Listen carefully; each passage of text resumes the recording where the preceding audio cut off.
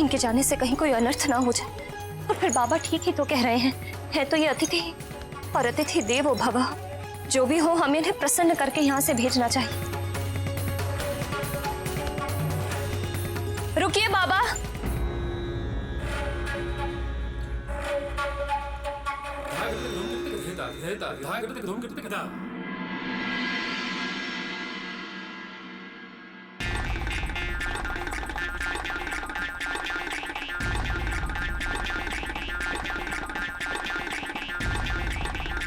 बाबा पहले हाथ तो धो लीजिए। हाथ क्या धोना? मैं तो कभी मुंह भी नहीं धोता। लाओ भोजन लाओ। आइए, आप यहाँ बैठिए।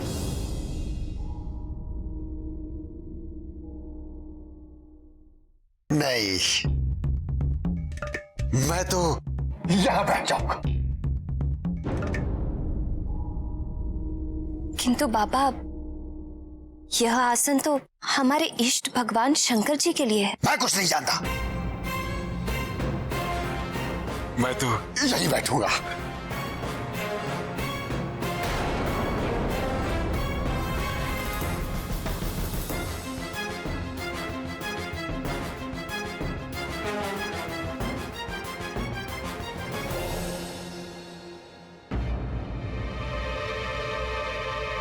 खड़े खड़े एक दूसरे का मुंह क्या देख रहे हो? लाओ, मेरे लिए भोजन परोसो।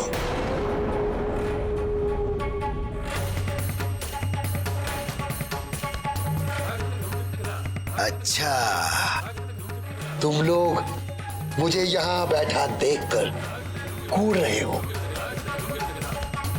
मुझे तुम लोगों का ये भाव तनिक भी बा नहीं रहा है। यदि ऐसे ही रो रो के मुझे भोजन कराओगे तो मैं सच कहता हूं, मैं एक दाना भी नहीं खाऊंगा। मैं ऐसे ही चला जाऊंगा। नहीं नहीं बाबा, ऐसा अनर्थ ना कीजिए। आप बैठिए, मैं आपके लिए भोजन परोसती हूँ।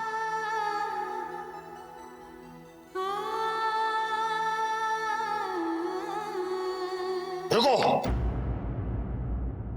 अब क्या हुआ बाबा?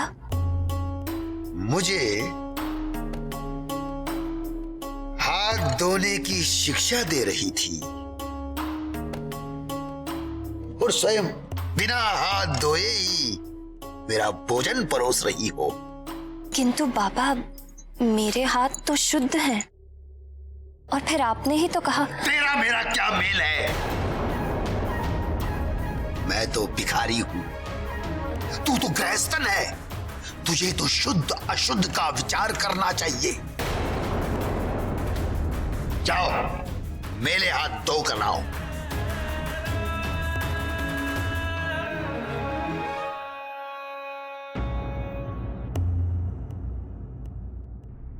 पंखा क्या देखने के लिए रखा है? बाजू में बल नहीं है। पंखा चलाओ।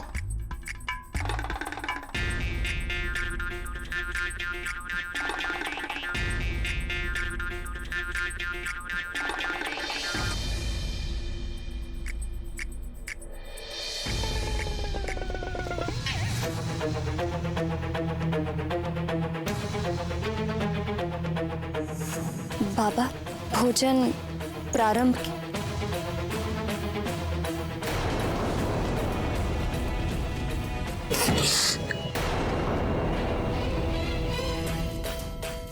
पूरी कैसे पकाई है? आधी कच्ची, आधी चली हुई।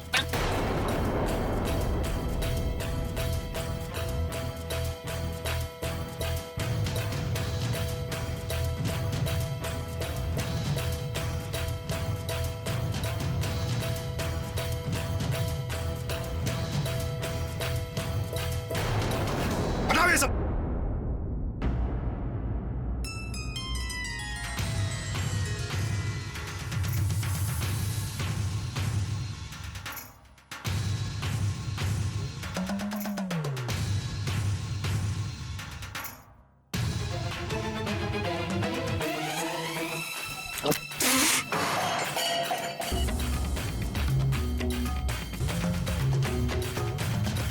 बड़ी आशा से तुम्हारे द्वार पे आया था कि बरसों पश्चात एक अच्छा भोजन करने को मिलेगा। तुम दोनों ने गुड़ गोबर कर दिया।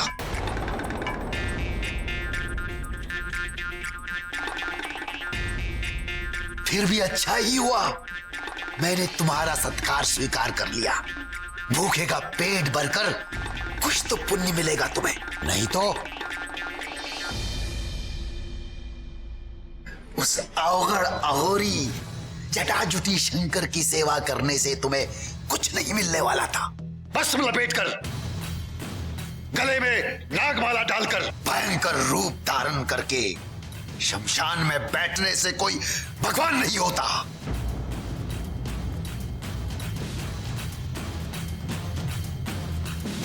अरे वो तो लोगों को डरा धमकाकर भगवान बन बैठा है, इष्ट बनाना ही है।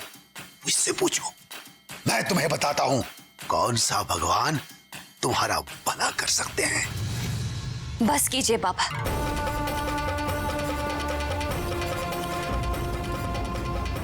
आप हमारे अतिथि हैं, किंतु हमारे परम आराध्य भगवान भोलेनाथ का अपमान करने का आपको कोई अधिकार नहीं।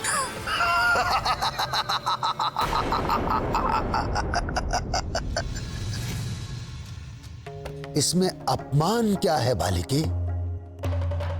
जो सत्य है वो सत्य है। क्या शंकर शमशान में नहीं रहता? क्या वो भस्म लगाकर नहीं घूमता? क्या वो जटाजुटी अघोरी नहीं है? हाँ, रहते हैं वो शमशान में। हाँ, लगाते हैं भस्म, किंतु जहां अपने भी साथ छोड़ देते हैं, उस शमशान में रहकर वो जीवों को शरण देते हैं और भस्म लगाते हैं उन्हें जीवन की व्यर्थता का उपदेश देने के लिए। और जिन जटाओं का आप इतना अपमान कर रहे हैं, ये मत भूलिए कि उन्हीं जटाओं में मां गंगे भी निवास करती हैं। उन्हीं जटाओं की महिमा है कि मां गंगा समस्त जीवों के लिए कल्याणकारी रूप में रहती हैं।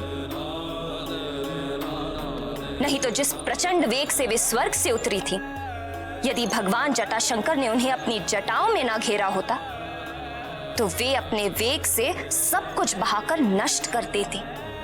और अघोरी, अघोरी का अर्थ समझते हैं आप?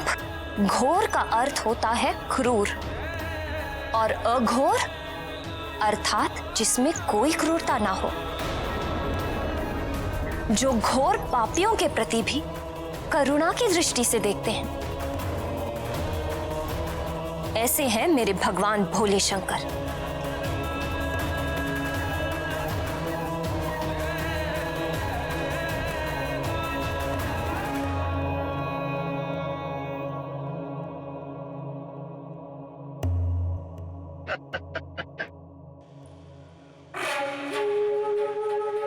तेरी तो मति मारी गई है। वो भूतनाथ नागधिराज तो विशेला है, विशेला। अभी तो नागू का साथी है। आपको विशैले समझ आते हैं? तो हाँ, मेरे भगवान भुजंग भूषण विशैले हैं, क्योंकि अमृत मंथन के समय जो कालकूट विष निकला था, जिसे देखते ही सब देवता हाहाकार करते भाग खड़े हुए थे, उस भयंकर कालकूट विष को अपने कंठ में धारण करके मेरे भगवान नीलकंठ देवताओं को अमृत देने वाले हैं। अरे वो तो इतने शांत, अहिंसक और परोपकारी हैं कि नाग जैसे विषैले जीव भी उनके पास आकर अपना डसने का स्वभाव भूल जाते हैं। तुम्हारे जैसे अंधभक्त। बस, अब यदि आपने मेरे भगवान भोले शंकर के विरुद्ध एक शब्द भी बोला तो क्या करोगी अंजना?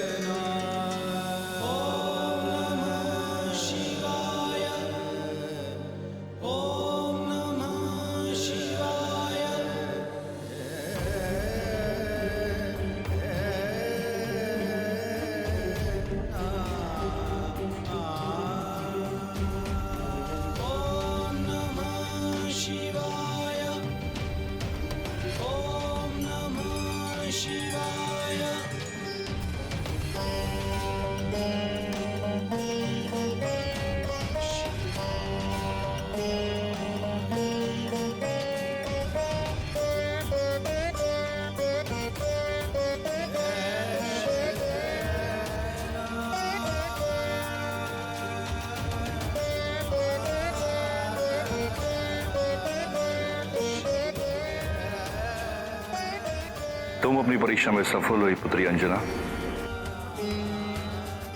मैं तुम्हारी भक्ति और तपस्या से अति प्रसन्न।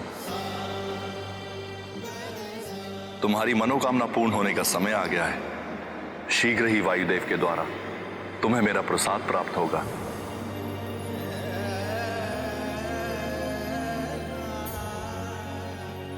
उसे अपने पति वीर केसरी के हाथों स्वीकार करना।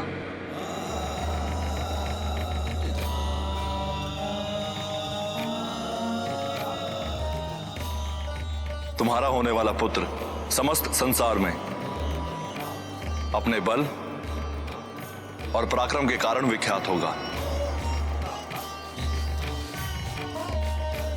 परम भक्त होगा और परम ज्ञानी भी। कल्याण हो।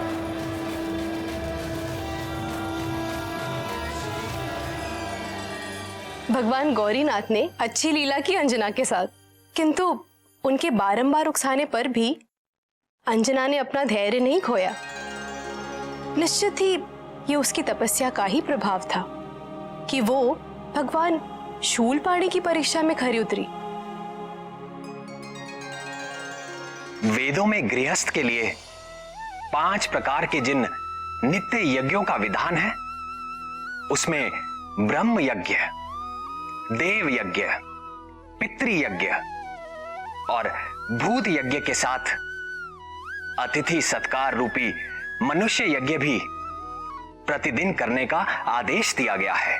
जिस द्वार से अतिथि असंतुष्ट होकर जाता है, उस घर में समृद्धि नहीं रहती, और जहां सम्मान के साथ अतिथि की तृप्ति की जाती है, वहां सुख संपत्ति का वास सदा बना रहता है। और जो ये जानते हैं, वो अंजना के समान अतिथि सत्कार में कोई चूक नहीं करते। हर प्राणी के द्वार पर उसके भगवान अतिथि रूप में एक बार अवश्य जाते हैं, और उचित सम्मान होने पर उस घर की 7 पीढ़ियां दरिद्रता का मुख नहीं देखती। तो फिर महादेव ने वायुदेव से कैसा प्रसाद भिजवाया? हे पवन देव, हम आपका आह्वान करते हैं सृष्टि कल्याण के प्रायोजन के लिए आप अपना सहयोग दें और हमारे सम्मुख प्रकट हो।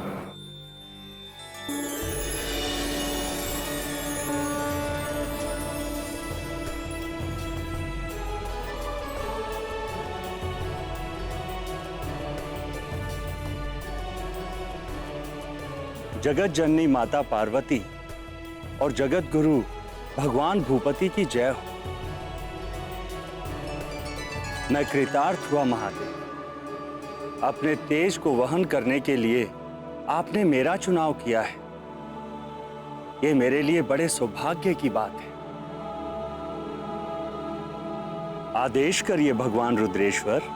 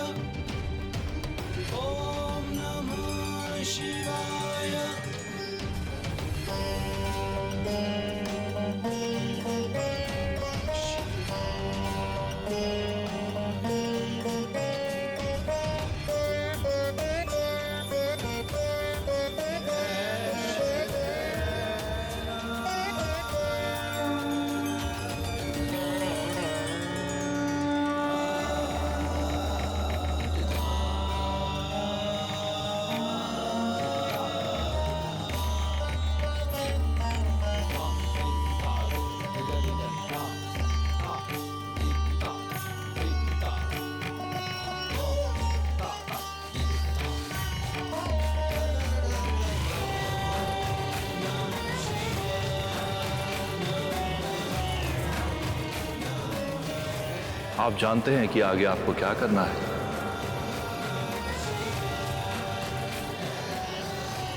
कल्याण।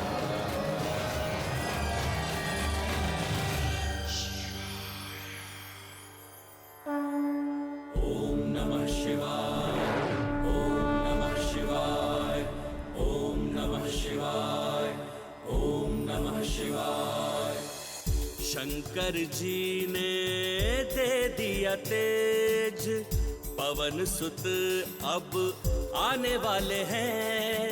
भक्ति में होकर प्रवीण वो मग्न राम गुण गाने वाले हैं। जटाधारी शिव शंकर शंभो महादेव, शिव शंकर शंभो। जटाधारी शिव शंकर शंभो महादेव, शिव शंकर शंभो। देवों का सब करेंगे काज, नष्ट करेंगे पाप का राज। विष्णु वचन की रखने लाज, ले रहे हैं अवतार आज। अन्यायी दल में भय का हाहाकार मचाने वाले हैं, हाहाकार मचाने वाले हैं। शंकर जी ने दे दिया तेज, पवन सुत अब आने वाले हैं।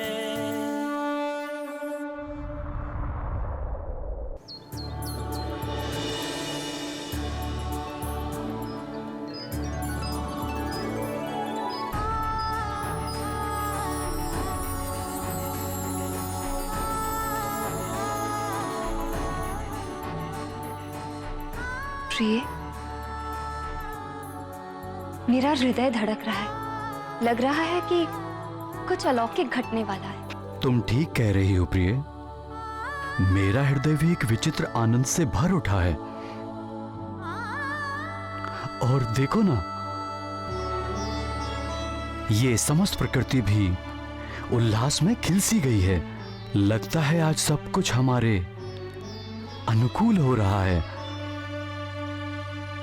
ये सब कृपा निधि भगवान भोले शंकर का आशीर्वाद है।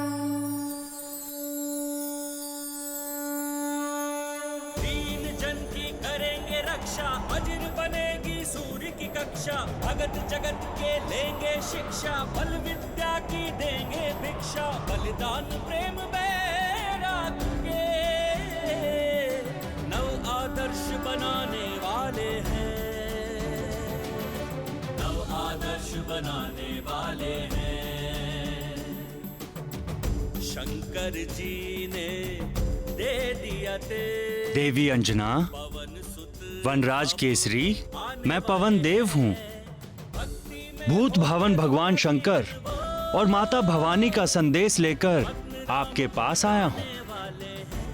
वे दोनों आपकी श्रद्धा और तपस्या से अति प्रसन्न हैं दे दिया तेज, पवन और उन्होंने अपने आशीर्वाद के रूप में ये प्रसाद भेजा है। हे वानरराज, देवी अंजना के लिए इस फल को आप ग्रहण करें।